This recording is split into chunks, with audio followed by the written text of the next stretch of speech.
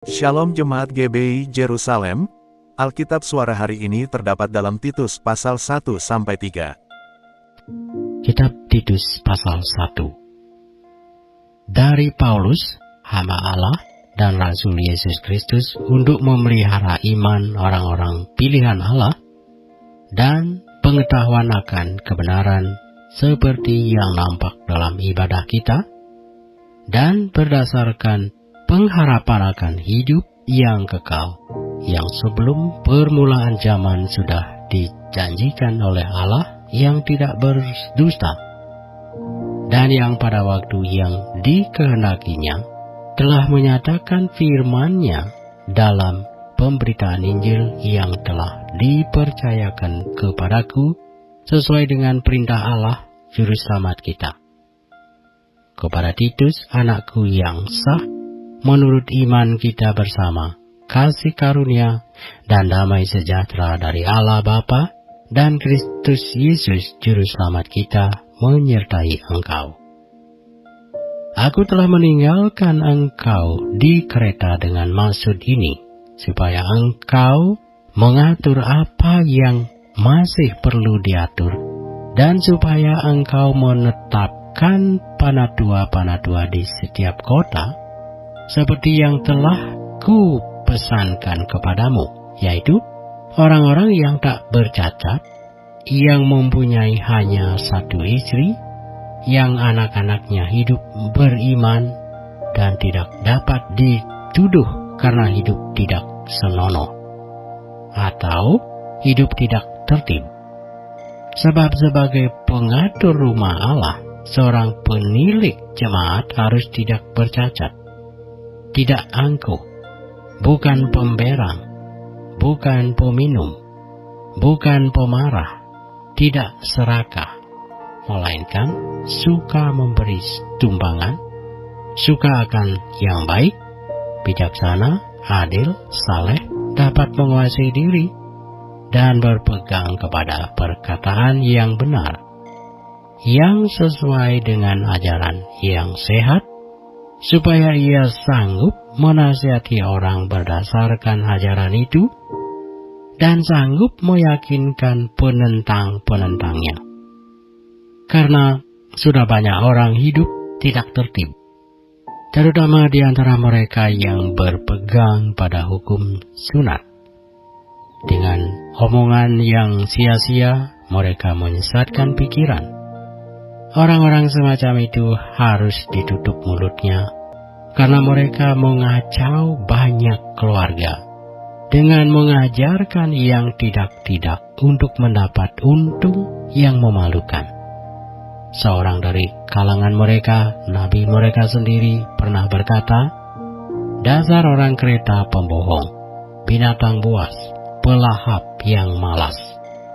Kesaksian itu benar.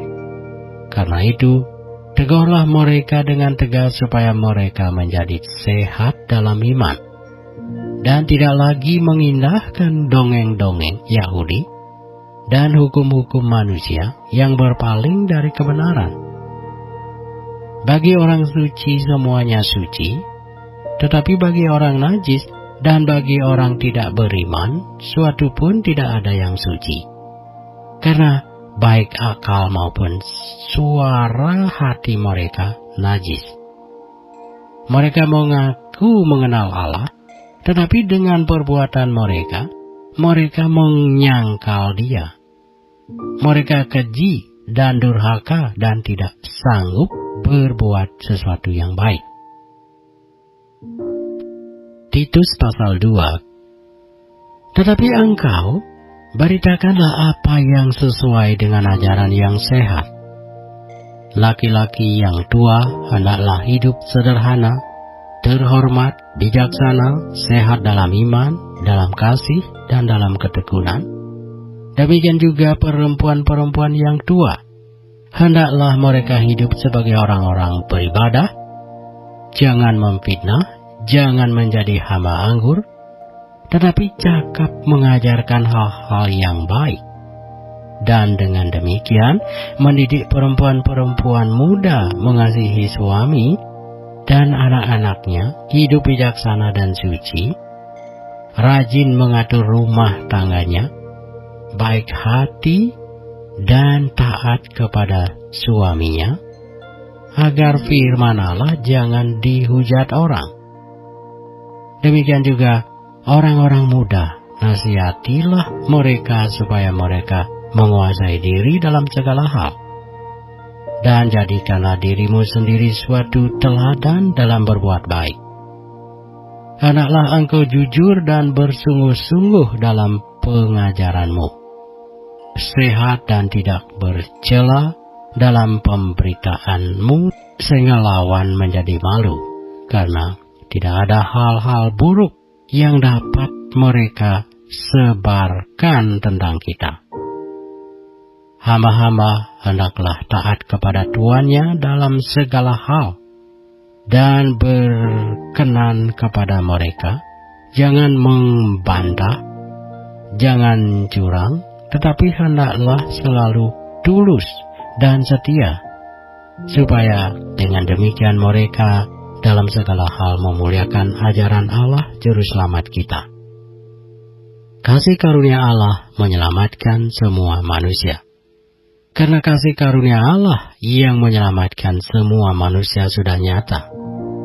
Ia mendidik kita supaya kita meninggalkan kefasikan dan keinginan-keinginan duniawi, dan supaya kita hidup bijaksana, adil, dan beribadah di dalam dunia sekarang ini, dengan menantikan penggenapan pengharapan kita yang penuh bahagia dan pernyataan kemuliaan Allah yang Maha Besar dan Juru Selamat kita Yesus Kristus, yang telah menyerahkan dirinya bagi kita untuk membebaskan kita dari segala kejahatan dan untuk menguduskan bagi dirinya suatu umat, kepunyaannya sendiri, yang rajin berbuat baik. Beritakanlah semuanya itu, nasihatilah dan yakinkanlah orang dengan segala kewibawaanmu. Janganlah ada orang yang menganggap engkau rendah. Titus pasal 3. Ingatkanlah mereka supaya mereka tunduk pada pemerintah dan orang-orang yang berkuasa, taat dan siap untuk melakukan setiap pekerjaan yang baik. Janganlah mereka memfitnah, janganlah mereka bertengkar. Hendaklah mereka selalu ramah dan bersikap lemah lembut terhadap semua orang. Karena dahulu kita juga hidup dalam kejahilan, tidak taat, sesat, menjadi hamba berbagai-bagai nafsu dan keinginan, hidup dalam kejahatan dan kedengkian, keji, saling membenci.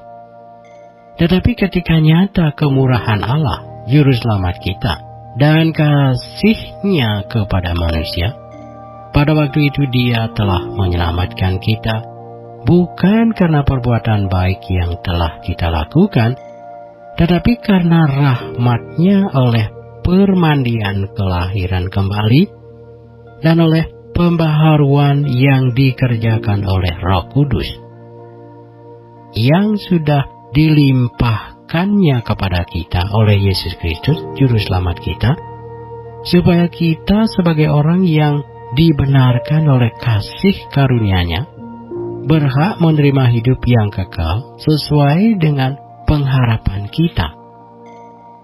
Perkataan ini benar dan aku mau supaya engkau dengan yakin menguatkannya, agar mereka yang sudah percaya kepada Allah sungguh-sungguh berusaha melakukan pekerjaan yang baik. Itulah yang baik dan berguna bagi manusia.